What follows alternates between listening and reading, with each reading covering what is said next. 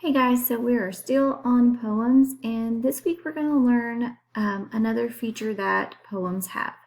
So we've talked about the parts of a poem, we've talked about figurative language, how poems have figurative language in them, we talked about the different types of figurative language. Today we're going to talk about sound devices, and these are resources used by writers or poets to convey or reinforce the meaning through the skillful use of sound. Okay, so this is all about sound and how they incorporate sound in their poem. So there's going to be 5 different sound devices that we're going to talk about. I'm going to go through all of them today, tell you what they are, what they mean, and then we're going to look at them individually throughout the week, okay? So the first one we are going to look at is rhyme, okay? So sometimes our poems rhyme, not all the time, but sometimes they do. So rhyme, words that have the same ending sounds usually found at the end of a line, okay? So usually when poems rhyme, they have the rhyming words are usually found at the end of the end of the line, and we kind of been practicing finding the rhyme scheme, which is the pattern of the rhyme that's in the poem. Okay, so rhyme is words that have the same ending sound, usually found at the end of a line. Okay, now we're going to talk about rhythm. Okay, so think about rhythm as like a beat. So rhythm is what you would think about when you hear a song. When you hear a song, nursery rhyme, anything that kind of has music to it. Okay, so let's look what rhythm is.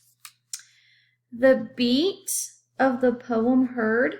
So the beat of the poem heard in the pattern of stressed and unstressed syllables. Okay, and we'll kind of look at that one more. So think of it as a beat, the beat of the poem heard in the pattern of stressed and unstressed syllables. Okay, so that is rhyme. Then we have repetition. Okay, so sometimes our poems have a lot of repetition where they repeat either words or they repeat lines in the poem. Okay, so repetition.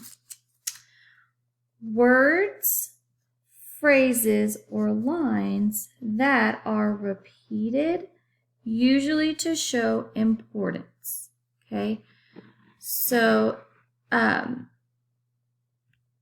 usually mean that it's important. So words, phrases, lines that are repeated, usually to show importance. And sometimes the majority of our poems do have repetition.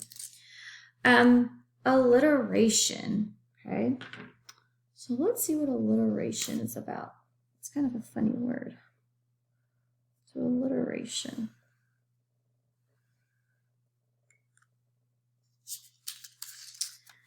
Repetition of the same beginning sound.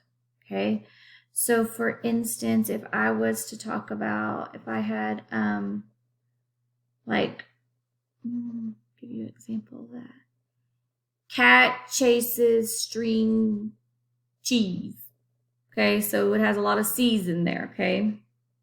So repetition of the same beginning sound. And we'll look at more examples of that.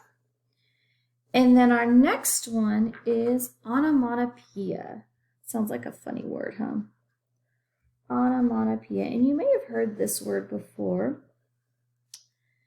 And so when poems have onomatopoeia, they're words, that make the sound they are describing. So for instance, pop, crash, boom. Those are all onomatopoeias. So words that make the sound they are describing. Okay. So we are going to later, throughout the week, we're actually going to look at examples of what these look like, see how they're incorporated into our poems, and then we're going to see if we can identify what each one of them are. All right, guys, so your assignment for today is you have the handout that says poetic sound devices, rhyme, rhythm, repetition, repetition, alliteration, and onomatopoeia. So you're going to write the definition so you can go back into the video. So for rhyme, you would write words that have the same ending sound, usually found at the end of a line.